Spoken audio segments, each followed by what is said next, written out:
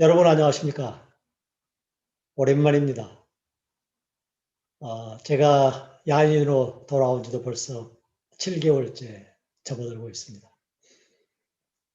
지금 뭐 하냐면 광화문에 S타워라고 있습니다. 세운안교회 건너편에 거기 공유 사무실에 책상을 하나를 얻어서 매일 읽고 쓰고 읽고 쓰고 그리 하고 있습니다.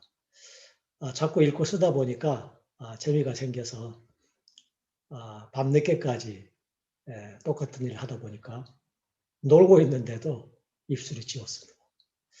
반갑습니다. 오늘 제가 여러분들을 화면으로 뵙자고 한 것은 작년 12월 달에 고려대학교 해상법 전문가 과정에서 제가 몇 가지 사건들의 뒷이야기를 나눈 적이 있습니다. 그때까지만 해도 모을 수 있는 정보를 다 모았다라고 생각했고 더 이상 나오지 않는 거는 못 모으는 거다 이렇게 생각을 했었는데 불과 2달도 되기 전에 그 이후에 판결문들을 좀 발견을 했습니다. 그래서 내용을 수재양해야겠다 싶어서 여러분들과 함께 오늘 이렇게 화면으로 뵙자고 한 것입니다. 제가 앞으로 에피소드를 몇 가지 만들 생각인데요. 첫 번째, 이제 이번 에피소드들은 그 대형 사고들을 우리가 겪을 때 관전 포인트가 어떤 법이 어떻게 적용될까, 보험은 어떻게 커버될까, 저렇게 해가지고 보험 커버 될 수 있을까, 이런 것들을 생각하면서 저렇게 진행되면 안 되는데 뭐 이런 생각이 들다가도 정보가 부족해서 의견을 말할 수 없을 때도 있고 혹은 의견을 말하는 게 두려울 때도 있죠. 틀릴까 봐. 어쨌거나 정보가 부족해서 말을 못하는 경우도 있고 정보가 부족한데도 말을 했다가 나중에 낭패를 보는 경우도 있죠. 저도 이미 불과 2달 전에 얘기를 했었는데 그 이후에 다른 소스를 통해서 판결문을 구해보니 제가 말씀했던 사건들은 이미 항소심에서 뒤집어진다. 그래서 이렇게 화면으로 만나면 수정할 기회가 생깁니다만 글을 써버리면 수정할 기회가 없는 경우가 많죠. 곤란하게 됩니다.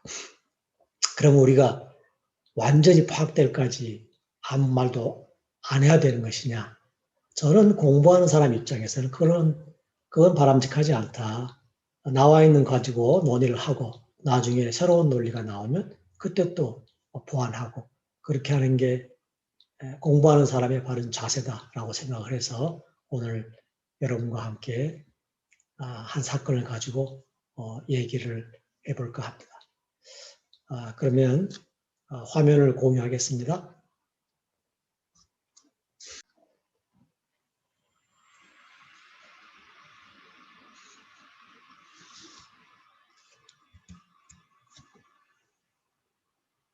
네, 제가 처음 에피소드 1으로 들고 나온 사건은 프레스티지오 사건입니다.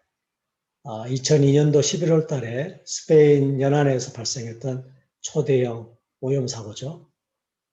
이 사건을 2002년 사건이니까 무려 18년이 지나서 지금 소환하는 이유는 뭐냐면 이 사건이 아직 끝나지 않았고 지금도 소송 중에 있고 나오는 이슈들이 우리가 누구나 우리 보험 쪽에 근무하는 사람이라면 누구나 관심 가질 만한 이슈들이 나왔기 때문에 이 사건을 소환을 했습니다. 사건을 조금 더 들어가 보겠습니다. 네. 최근에 나온 판결이 뭐냐면 2018년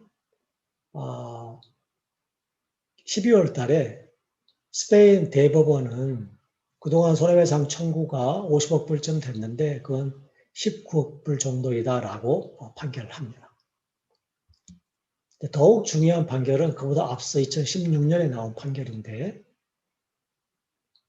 프레스티지오의 P&I 클럽인 런던 클럽이 보험계약의 담보 한도인 10억 불까지 런던 클럽이 지급해야 된다라는 판결입니다. 아니 선박 소유자의 책임자는 어디 가버리고 10억 불이야? 그럼 런던 P&I 클럽은 10억 불 지급해야 되는 것인가? 만약에 런던 클럽이 지금 못하겠다고 하면 그러면 스페인 정부는 이 판결을 집행할 수 있을 것인가? 이런 것들이 우리의 관심사가 아닐 수가 없습니다. 또 한 가지는 2016년도에 당시 프레스티조의 선장한테 징역 2년을 선고했습니다. 무려 14년이 지나서 징역형을 선고한 것입니다. 왜 이제 와서 1심에서는 사실상 무죄였는데 왜 이제 와서 선장에게 징역형을 선고하는 것인가? 그 꼼꼼이가 있지 않을까 하는 것입니다. 나중에 선장 징역형에 대한 판결문을 보면 꿍꿍이였구나라는 생각이 드는데요. 이런 내용들을 가지고 오늘 얘기를 나눠볼까 합니다. 사건 속으로 더 들어가 보겠습니다. 네. 프레스티지오는 25년 된 중형 탱커입니다. 데드웨이트가 8만 1000톤. 당시에는 러시아의 상트 페테스부르크에서 헤비 퓨얼 오일을 싣고 지브롤타로 가는 길이었습니다. 그래서 위에서 이렇게 내려오다가 스페인 연안에 왔는데 거기 지나가는 길이죠. 강풍이 불고 파도가 많이 치면서 외판에 크랙이 발생했습니다. 그래서 크랙이 발생하니까 연안국인 스페인이나 프랑스나 포르투갈한테 가서 수리를 좀 하고 싶다라고 하죠. 그런데 당시에는 세 나라가 전부 다 자기 나라에 들어오는 것을 거절을 합니다. 그래서 프레스티지오는 터그를 빌려서 연안에서 먼 바다로 배를 끌고 나갑니다. 그러다가 6일 지나서 배가 부러지게 되고 무려 6만 4천 톤의 기름이 흘러나오게 됩니다. 나중에 당시 입항을 거절했던 항만 당국이나 해군이 모두 기소가 됩니다만 결국은 다 무죄의 판결을 받았습니다. 그림에 보시면 여기 제가 표시하고 있는 부분 여기서 처음에 이렇게 지나가는 배였죠. 외판이 크레이 갔는데 입항을 못하게 하니까 이렇게 턱으로 이렇게 끌고 나갔습니다. 그래서 육지에서 250km쯤 떨어진 곳에서 가라앉게 됩니다. 이 까만 곳들이 전부 다 기름으로 오염된 곳입니다. 스페인은 뭐 거의 한 400km, 프랑스는 한 200km 오염이 됩니다. 포르투갈도 오염이 됐고요. 자, 우리가 선주가 어느 나라 선주냐, 뭐 선적국이 어디냐 하는 것들은 재판관할이나 중거법을 보기 위해서 당연히 첫 번째로 살펴보아야 될 내용들입니다. 지금 오염 사고가 난 곳은 프랑스, 스페인, 포르투갈인데 이 선박의 등록 선주는 라이베리아 선주입니다. 라이베리아 선주인데 플래그 스테이트는 선적국은 바하마입니다. 그리고 선급은 ABS는 미국 선급이죠. 당시 P&I 클럽은 영국의 런던 클럽.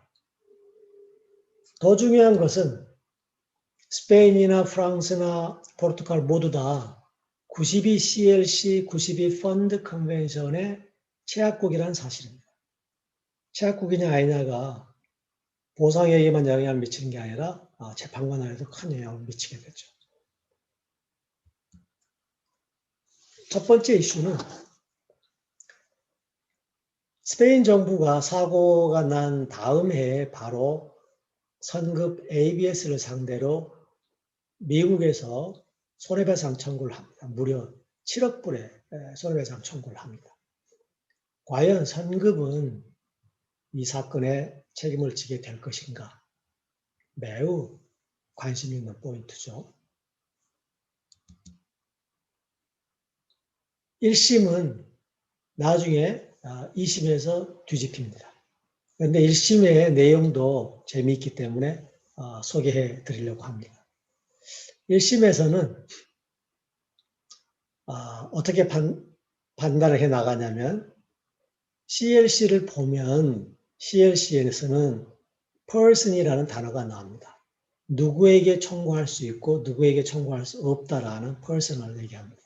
그래서 CLC에서는 손해배상 청구는 등록 선주한테 해야 된다라고 되어 있는데 거기에 뭐 선원이라든가 파일로트라든가 혹은 뭐 그런 사람들에게는 청구하지 못한다 이런 항목이 있습니다. 그런데 법원에서 보니 선급도 파일로트처럼 other person에 해당된다. 다시 말해서 해당되니까 CLC를 보고 책임을 져야 되는 사람인지를 봐야 돼. 그런데 미국은 CLC의 제약국이 아니야. 그러니까 미국에서는 미국은 관할이 없어. 이렇게 사건을 각하하게 됩니다.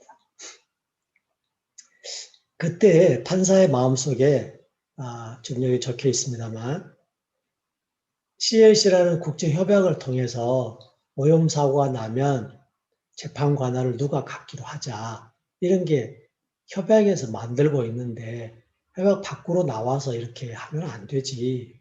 협약에서 말한 것을 지원해 줘야 될 거 아니야. 지지해 줘야 될 거 아니야. 이런 얘기를 하면서 미국은 협약 제약국이 아니니까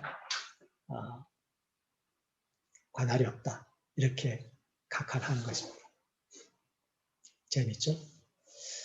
자, 이 사건은 스페인 정부가 항소를 해서 항소심이 판결하게 됩니다. 항소 부분에서 뭐라 그러냐면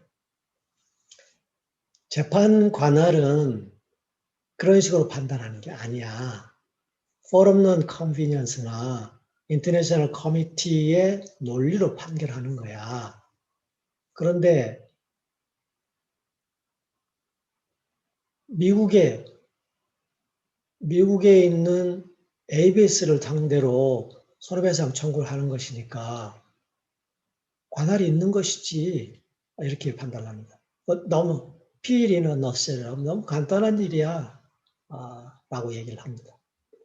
두 번째는 중고법에 관한 것인데 섭외 사건에서 중고법을 볼 때에 8가지 로리젠 팩터를 이용해서 판단을 해야 돼. 그러면 뭐 불법 행위지가 어딘지 혹은 뭐 선적 항이 어딘지 또 피해자 주소지가 어딘지 뭐 등등 8가지 팩터를 보면 그 중에서 우세한 법을 찾는 것인데 지금 스페인 정부가 ABS가 미국 회사인데 ABS의 과실로 인해서 손해가 발생했다고 미국 법을 적용해 달라고 하고 있는데 미국인 피고가 과실이 있다고 주장하는 것이니까 미국 법 적용하면 되지 이렇게 판결을 합니다. 나중에 판결 얘기를 적는 걸 보면 외국의 스페인 정부가 미국 법원에 와서 미국 법을 적용해 달라는데 그걸 어떻게 거절하냐 이런 식의 얘기를 하기도 합니다. 그래서 결국은 2심 법원에서 이 사건의 메리트를 보게 됩니다. 뭐라 그러냐면 2심 법원은 사고가 2002년 11월 달에 났는데 선급 검사는 마지막 선급 검사가 한 6개월 전에 있었다. 그 6개월 전에 검사 내용이 이 사고의 근일이라는 데는 동의를 못하겠다. 증거가 충분하지 않다. 이렇게 얘기를 합니다. 그래서 기각을 하죠. 그때 2심 법원은 이렇게 생각을 했답니다. 선급이라는 것이 쇼핑에 있어서 굉장히 중요한 역할을 하고 있는데 선급한테 이렇게 7억 불씩 손해배상 청구를 한다든가 맨날 제3자들이 선급한테 손해배상 청구를 하게 되면 안 되지 않느냐. 그냥 옆에 P&I 클럽도 있고 하니까 그런 데를 통해서 손해배상을 청구를 해야 되지 성급한테 하면 안 된다. 만약에 성급한테 책임이 있다고 나오면 성급이 보험을 많이 사야 되고 매번 너무 많은 주의를 한다든가 너무 많은 소송에 휘말리게 될 것이다. 근데 그게 다 결국은 비용으로 쉬핑으로 넘어올 거 아니냐. 그건 바람직하지 않다. 막 그렇게 생각을 했다고 합니다. 결국은 성급은 미국 법원에 스페인 정부가 신청한 성급에 대한 손해배상 청구는 기각됩니다. 근데 프랑스도 손해를 많이 받지 않습니까? 프랑스는 프랑스 법원에 ABS를 상대로 손해배상 청구를 합니다. 프랑스 법원의 손해배상 청구 사건은 아직도 진행 중에 있습니다. 나중에 판결이 나오면 제가 소개해 드리도록 하겠습니다. 다음에 하나는 저는 이 내용이 전체적인 분위기를 이끄는 데 역할을 했다라고 생각이 되던데요. 뭐냐면 2002년도에 사고가 나서 뭐 오염 클린업 활동을 막 오랫동안 했겠죠. 그리고는 2004년도에 당시 가라앉아 있는 프레스티지호에 들어가서 본선에 남아있는 기름을 빼내와야 된다라는 논의가 나옵니다. 그러면 스페인 정부는 기름을 빼놓기로 결정을 하죠. 그런데 예상되는 비용이 1억 2천만 불이었다는 것입니다. 1억 2천만 불이 얼마나 큰 돈이냐면 CLC 책임 제한 금액이 2억 2,700만 불입니다. 스페인이 펀드 채약국이니까 IOPS 펀드에서 나올 돈이 1억 4천만 불입니다. 그 두 개 다 합해봐야 1억 7천만 불이죠. 그런데 스페인 정부는 1억 2천만 불이 든다고 하는 기름 빼내는 작업을 하겠다고 하는 것입니다. 이거는 아마 P&I한테 받아내면 된다라는 생각을 하지 않았을까. 저는 뭐 그렇게 생각이 들더군요. 왜 그렇게 생각하냐면 이게 38m에 깔아진 것도 아니고 380m에 깔아진 것도 아니고 무려 3,800m 밑에 깔아져 있는 겁니다. 기름이 흘러나오려면 기름이 묽어야 되잖아요. 그래서 3,800m 수심은 수온이 0도에서 1, 2도 사이랍니다. 0도, 1, 2도 사면 방커시 같은 건데 뻑뻑해서 잘 흘러나오지 않죠. 뿐만 아니라 이제 물에 깔아앉으면 외판이 썩으면 산화하면 나중에 고기로 기름이 나올 거 아니냐라고 생각할 수도 있는데 3,800m 수면 하에서는 산소량이 극히 적어서 산화한다는 게 산소가 있어야 산화가 되는 건데 산화 속도가 매우 느리다는 것이죠. 그래서 그럼에도 불구하고 스페인 정부는 기름을 빼놓기로 결정을 하고 약 5개월간 작업을 거쳐서 몇 톤이냐? 10,000톤. 자, 그림을 조금 내리죠. 13,000톤의 기름을 빼냈다고 주장을 합니다. 그럼 이 사건은 어떻게 처리가 됐을까요? P&I는 책임 제한 금액을 공탁하고 손해배상에서 한 발 뒤로 물러섭니다. 그래서 이 비용을 보상할 것이냐 말 것이냐는 IOPC 펀드에서 결정하게 되는데 펀드에서는 그 배에 가서 오프닝들을 실링하는 비용, 그 다음에 정말로 기름이 나올지 안 나올지 모른다. 그 위험성을 평가하는 비용까지는 지급을 하겠다. 근데 실제로 나중에 기름을 빼내는 작업 비용은 지급 못하겠다. 그렇게 결정을 합니다. 아마도 들어가는 비용에 비해서 위험이 훨씬 낮다라고 평가를 한 것 아닌가 생각이 듭니다. 저는 이 결정문들을 보면서 무슨 생각이 들었냐면 우리 스텔라 데이지오가 생각이 났습니다. 스텔라 데이지오도 한 3,500m 밑에 깔아앉아 있습니다. 이 배는 프레스티지는 육지에서 250km 떨어진 곳이었지만 스텔라 데이지는 육지에서 2,600m, 2,600m 브라질에서 2,600m, 2,600km 떨어진 곳에 가라앉았습니다. 그래서 나중에 VDR을 빼내오기로 결정을 하고 약 400만 불쯤 들여서 작업을 시키죠. 그래서 VDR을 빼내왔는데 그렇게 심해에 깔아앉아 있는 VDR을 성공한 가능성은 성공한 것은 케이스는 몇 건 없다고 합니다. 한 건 있다고 합니다. 프레스티오 케이스에서 스텔라 데이지에서도 VDR을 해독하는데 실패하죠.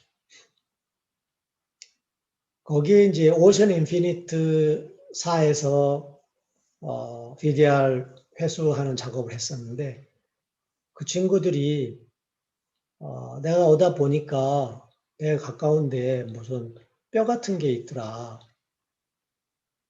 근데 그 뼈를 가지고 오는 것은 계약이 없었기 때문에 그냥 놔두고 왔어. 라고 얘기를 합니다. 그래서 실종자 유가족 측에서 뼈를 회수해야 된다라고 강하게 주장하게 되죠. 작년에 국회에서 예산이 통과가 안 됐기 때문에 그 작업은 앞으로 어떻게 될지 모르겠습니다만 사고 원인을 알기 위해서 VDR을 가져와야 된다는 것은 나중에도 사고를 예방해야 되는 그런 게 있으니까 할 수도 있다고 생각을 해봅니다. 근데 뼈는 저는 반대입니다.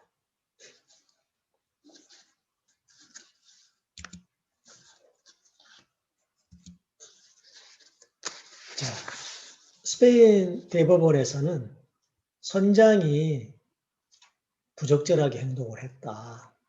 그래서 오염 손해가 발생할 것이라는 것을 알면서도 선장이 무모하게 행동을 했기 때문에 손해가 발생한 것이다. 이렇게 법원이 설시를 합니다. 설시 내용을 보니까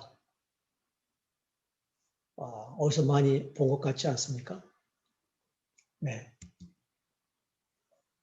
바로 책임제한 조각사입니다. 책임제한 조각서 제가 따왔는데 뭐라고 되어 있습니까? 책임제한 조각사유는 손주가 보험계약자가 손해가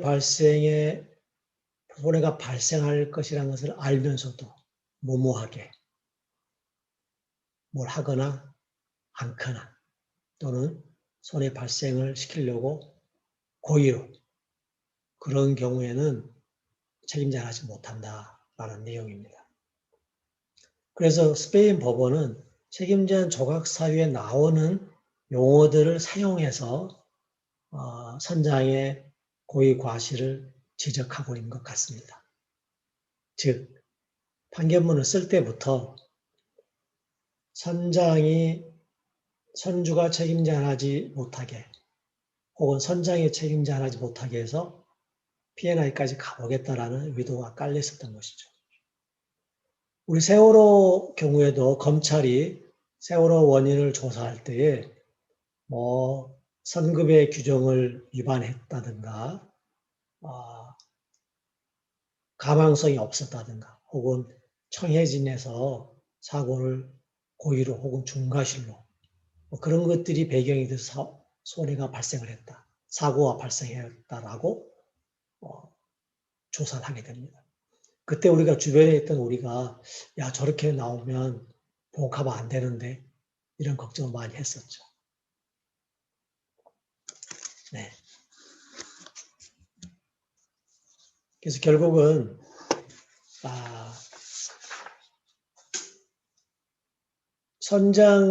선장에게 형사처벌을 한 것은 선박 소유자의 책임 제한을 CLC상의 책임 제한을 깨려고 한 것이고 책임 제한을 깨서 P&I에게 직접 청구를 하려는 길을 만들려고 한 것이다. 그런데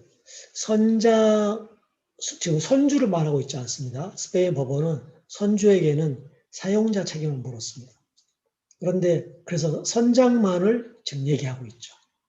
그럼 선주의 책임 제한을 묻지 않고 선장이 책임 제한하지 못하도록 하면 P&I한테 직접 연결되는가? 궁금했습니다. 그래서 협약을 보니까 여러분 같이 보시죠. 협약에서는 등록 선주한테만 손해배상을 청구할 수 있다. 그리고 선장 같은 사람한테는 청구할 수 없다라고 명시되어 있습니다. 제가 줄쳐놓은 것을 보시면 그런데 선장, 그 사람이 손해가 일어날 것이라는 것을 알면서도 무모하게 혹은 고의로 그런 손해를 일으키려는 고의로 행동했다면 그 사람에게 대해서는 요 조항을 적용하지 않는다. 즉, 이 조항 뭐냐? 그런 사람에게는 손해배상 청구를 할 수 없다라는 조항을 적용하지 않는다. 즉, 청구할 수 있다. 이렇게 되어 있는 것입니다. 그래서 선장이 이러한 중대한 과실이 있기 때문에 선장에게 청구할 수 없다는 조항은 선장은 누리지 못하고 그래서 선장한테는 손해배상 청구를 하게 된다. 라는 것이죠. 자, CLC 협약은 뭐라 하고 있냐면 손해배상 청구는 책임보험자한테 직접 청구할 수 있다. 그런데 선주가 책임자하지 못하는 경우에도 클럽은 선주 책임 제한 금액까지만 책임진다. 라고 되어 있습니다. 거기다가 한 발 더 나아가서 만약에 손해가 선주의 willful misconduct로 인해서 발생한 것이라면 보험자는 면책이다. 라고 적혀 있습니다. 네.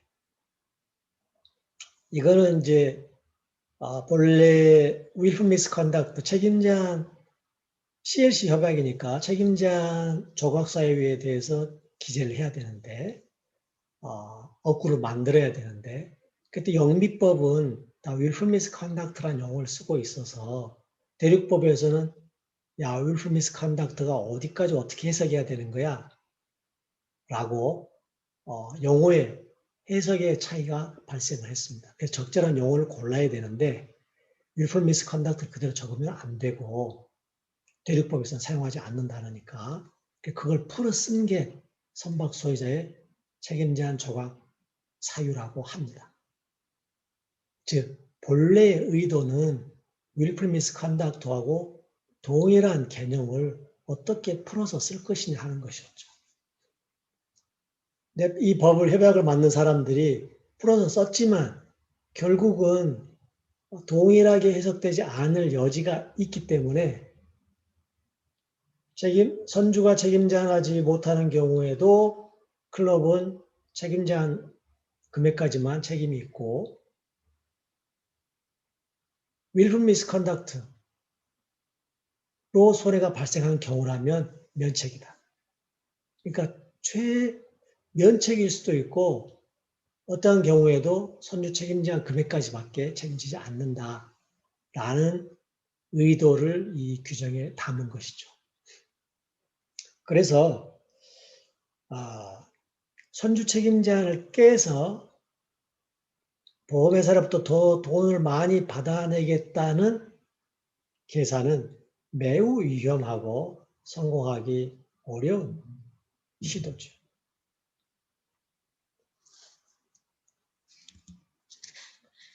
자, 우리 법에는 뭐라고 되어 있는가 보겠습니다.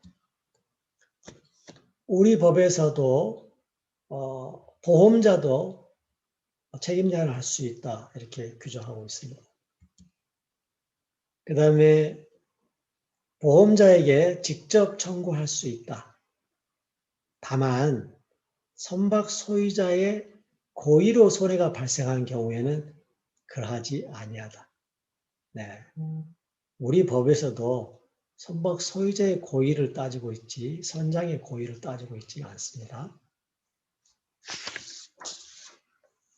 그런데 우리 법에서는 고의라는 단어를 사용하고 있잖아요.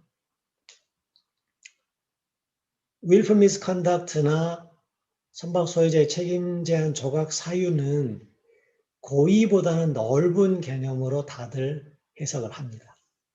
그래서 혹자는 고의 또는 미필적 고의, 혹은 고의 또는 중과실, 혹은 중과실보다는 조금 더 고의 쪽에 가까운 중과실, 뭐 이런 식으로 해석을 합니다.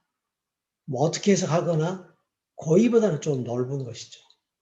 그런데 우리 유배법에서는 고의로 발생한 경우에는 직접 청구하지 못한다라고 하고 있는 것은 고의라고 해놓으면 고의 약간 밖에 고의보다 조금 넓은 게 willful misconduct나 책임제한 조각 사유라고 해석을 하는데 고의라는 단어만 쓰면 보험회사가 피해가기가 더 어려운 거 아니냐, 즉 피해자에게 더 유리한 거 아니냐 라는 생각에서 말을 복잡하게 하지 말고 그냥 고의라고 하자.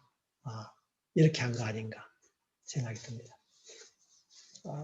결국은 협약과는 다른 결론이 나올 여지가 있는 것이죠. 네, 제가 지금 소개해드릴 판례는 캐나다 대법원의 2014년도 판결입니다. 책임제한 조각 사유와 보험자 면책 사유인 willful misconduct의 차이를 정면으로 판결한 것입니다. 그런데 이 판결은 대법원 판결이긴 하나 대법원 판결 맨날 오는 거 아닙니다. 우리나라의 직접 청구권에 관한 대법원 판결이 옳지 않은 판결의 대표적인 사례 중에 하나입니다. 저는 그렇게 생각을 합니다. 이 판결 또한 지지받지 못하는 많이 비판받는 판결입니다. 그럼에도 그냥 재미삼아 소개해 드리고자 합니다. 스키프 조그만 배가 있었는데 그 배에 해저 케이블이 걸렸습니다. 그래서 선장은 그 해저 케이블이 여기에 무슨 해저 케이블이야? 죽은 케이블이겠거니? 라고 생각을 하고 도끼로 잘라냅니다. 그게 바로 이 사건의 핵심입니다.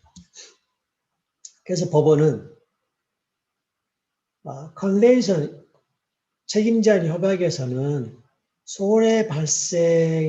손해가 발생할 것이라는 것을 알면서도 일부러 한 행위, 무모하게 한 행위라고 하니까 당시 선장은 죽은 케이블로 생각했으니까 손해가 발생할 것이라고 생각한 바가 없다. 그러니까 책임 제한할 수 있다. 이렇게 판결을 합니다. 동시에 일어난 다른 판결은 뭐였냐면 보험법에서 Marine Insurance Act에서 willful misconduct로 인한 것은 면책인데 거기 willful misconduct에서는 손해가 발생할 것이라는 주관적인 인식은 요구하지 않는다. 그냥 일부러 했느냐 그것만 따지는 것이다. 손해를 일으키려고 일부러 한 것이냐가 따지는 게 아니라 일부러 했느냐만 따진다. 그러니 근데 일부러 했지 않느냐. 그래서 보험자 면책 이렇게 판결합니다. 초두에 말씀드린 것처럼 이 판결문은 그렇게 지지받는 판결이 아닙니다. 자, 이제 이런 판결문이 나와서 미국, 스페인 정부는 런던 P&R 클럽을 상대로 손해배상액을 받아내야 됩니다. 우리 법에서는 그렇게 외국 판결에 대해서 뭐라고 말하고 있냐면 외국 판결에 확정되면 그 판결은 우리나라에서도 효력이 있다. 그 다음에 집행신청이 들어오면 내가 판결문을 다시 봐야겠다. 내가 뭐 메리트를 다시 봐야겠다. 이렇게 하지 못한다. 그냥 집행신청을 집행하도록 집행 판결을 해줘야 된다. 라고 되어 있습니다. 협약 내용을 좀 보겠습니다. 협약에서는 관할을 어떻게 얘기하냐면 오염 손해가 발생한 곳이 최약국이면 최약국 법원만이 관할을 갖는다. 이 손해는 스페인에서 발생하고 브랑스에서 발생하고 포르투갈에서 발생하죠. 그래서 그 다 최약국에서 손해가 발생했기 때문에 폴루션 데미지를 일으킨 사고가 최약국 안에 있다면 그 최약국 법원만이 관할을 갖는다. 스페인 법원이 관할을 갖는다는 뜻이죠. 그리고 그 관할이 있는 법원에서 판결을 했다면 그거는 상호 승인 이런 문제와 상관없이 협약 취약국이라면 다 인정을 해줘야 된다. 그리고 집행도 쉽게 집행 허가를 해줘야 된다. 라고 협약에 규정되어 있습니다. 우리 법과 동일한 내용이죠.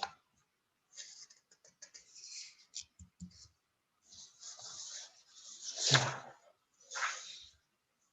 사고 초기에 이런 것들이 예정됐겠죠. 네. 그래서 P&I 클럽은 어떤 입장을 취하느냐. P&I 클럽은 2002년 11월 달에 사고가 나고 나서 그 다음에 2003년도에 선박 소유자의 책임 제한 금액을 법원에 공탁을 합니다.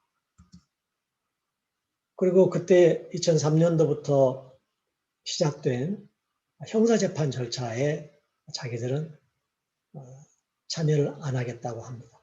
왜 참여를 안 하냐면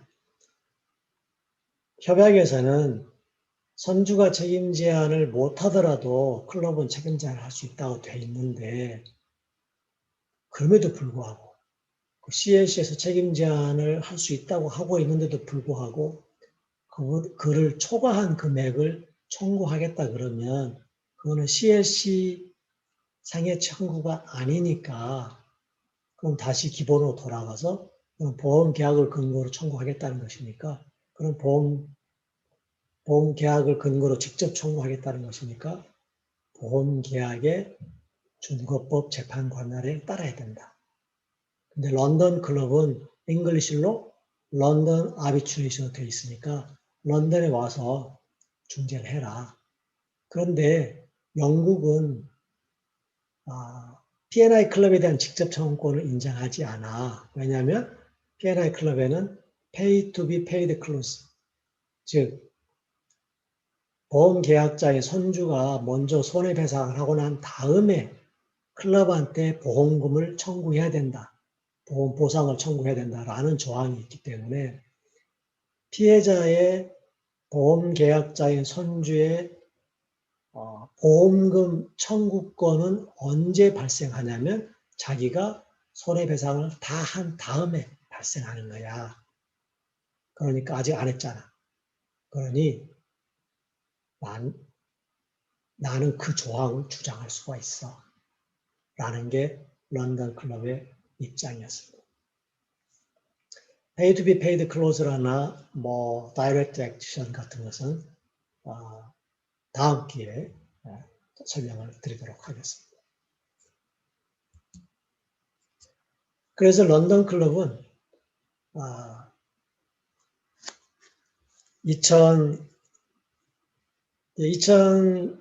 2003년도에 책임 제한 금액을 공탁을 하고 2003년도에 시작된 형사재판 절차에 참여하지 않습니다. 위와 같은 이유로.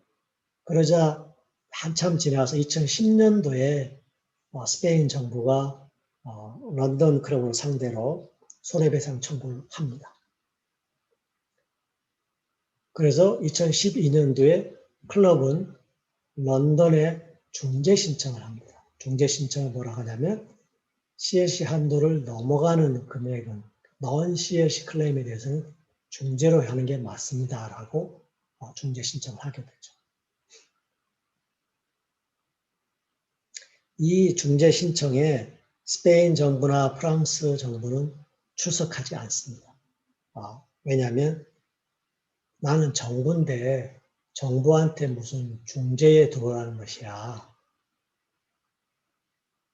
그리고 이 사건은 지금 스페인 정부가 하고 있는 거는 크리미널 프로시딩이야. 그걸 중재할 일이 아니야 라고 하면서 중재 신청을 참여를 안 합니다. 그래서 당시에 단독 중재였는데 왜냐하면 혼자만 신청을 했으니까 단독 중재로 걸석으로 런던 클럽에 손을 들어줍니다. 그래서 런던 클럽은 그 판정문을 다시 하이코트에 신청을 해서 이 판정문을 판결문으로 바꾸는 작업을 하게 됩니다. 왜 그런 작업을 하게 되냐면 당시에 브뤼셀 컨벤션에 따르면 브뤼셀 컨벤션 체약국, 즉 EU 멤버들 여러 나라에서 소송이 시작된다면 가장 먼저 판결이 확정된 경우에 그 판결문이 우세한다라고 브뤼셀 컨벤션에 나와 있습니다.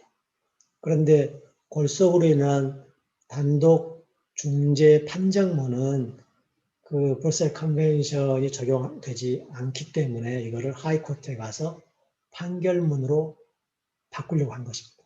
판결문으로 바꿔놓으면 나중에 스페인 법원에서 동일 사건을 가지고 스페인 법원에서 뭐라고 하든지 간에 브뤼셀 컨벤션에 따라서 그걸 방어할 수 있다라는 계산을 했던 것이죠.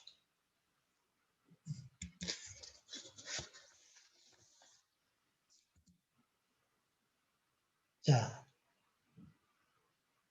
정리해보면 스페인 대법원은 선장을 희생 삼아서 책임 제한을 깨고 그걸 통로 삼아 P&I 클럽에 들어가려고 한 것입니다. 또 P&I 클럽은 그걸 방어하기 위해서 스페인의 형사재판 절차를 무시하죠.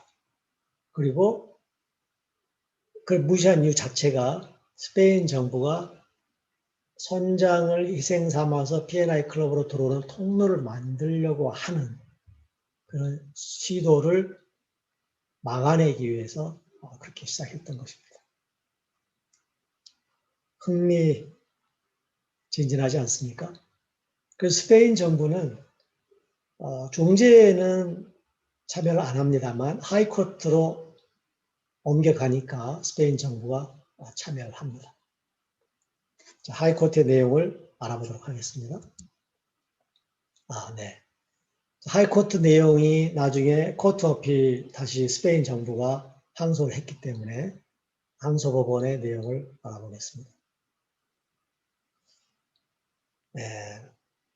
항소법원에서 2015년도에 판결이 나왔습니다. 첫 번째, 스페인 정부가 중재에 국가 면제라는 게 있는데 중재에 나를 참여하라고 하면 안 되지. 나는 중재 약정을 한 적도 없어. 그리고 그 중재원은 관할도 없어. 뿐만 아니라 나는 국가 면제야. 이렇게 주장을 합니다. 그거를 영국의 항소심에서 뭐라고 그러냐면 네가 국가 면제만 주장했다면 혹시 모르겠는데 국가 면제만 주장한 게 아니라 중재 약정이 없었다고 한다거나 중재원이 관할이 없었다고 그런 주장을 한 걸로 봐서 국가 면제권은 없어진 거야. 이렇게 판결을 합니다. 두 번째는 스페인 법에 따르면 책임보험자한테 직접 청구권이 있어 라고 주장을 하죠. 그거를 영국의 항소법원은 뭐라 그러냐면 스페인 법상의 직접 청구권은 법정 권리이긴 한데 근데 그 직접 청구권이 보험계약이 없으면 아무것도 아니잖아. 책임보험자한테 청구할 수 있다는 게 뭐야? 보험계약이 있어야만 되잖아. 즉 보험계약과 별개로 존재하는 건 아니지 않느냐. 그리고 스페인 법에서 보험계약상 주어진 담보 한도까지만 청구권을 부여하고 있지 않냐. 그러니까 보험계약상 법이 적용이 돼야 돼, 결국은. 근데 런던 P&I 클럽에는 영국법을 중국법을 한다고 돼 있으니까 결국은 영국법이 적용이 돼라고 판결을 합니다. 스페인 정부가 또 스페인 법원 거는 크리미널 법원에서 판결 난 거야. 근데 크리미널 한 거를 중재로 하겠다 하면 안 되지 라고 주장을 합니다. 그래서 항소법원에서 뭐라고 하냐면 크리미널 법원에서 손해배상 청구가 진행되긴 했는데 그거는 법 절차가 그랬긴 하지만 그거는 민사소송이야 결국은. 스페인 정부 니네가 해달라는 게 클럽을 처벌해달라는 게 아니라 클럽한테 돈을 달라는 거지 않냐. 그 결국은 민사지. 그래서 클럽한테 보상을 받을 수 있냐 없냐는 보험계약이 어떻게 됐냐 하는 것이지 형사처벌이 되냐 안 되냐 따지는 게 아니잖아. 그러니까 크리미널이 아니야. 이거는 그냥 민사야. 이렇게 판단을 하고 결국은 중재원에서 판정했던 내용, 잉글리시로 적용돼야 된다. 중재 관할이 있다라는 걸 다 인정을 하게 됩니다. 결국은 이제 그럼 이 사건은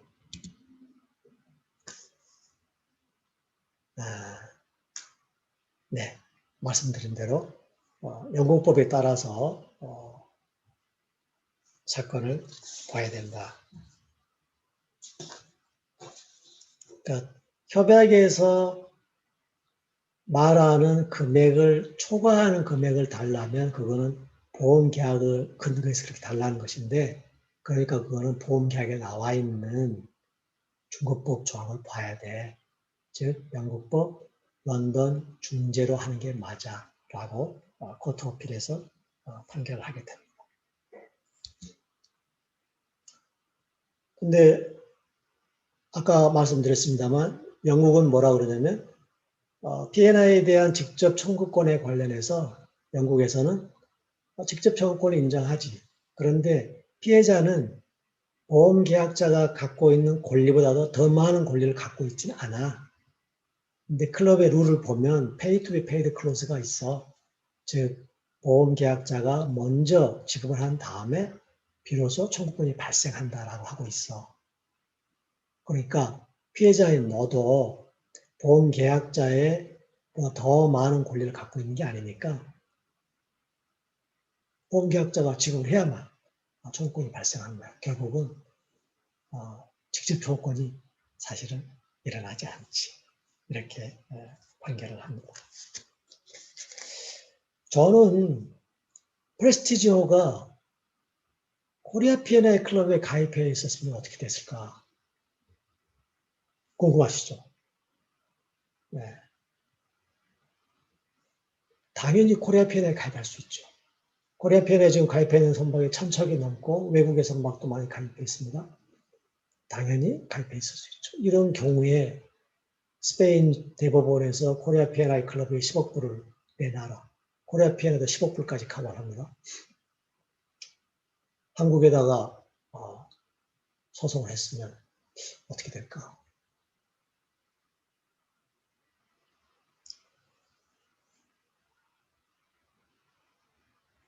우리 법은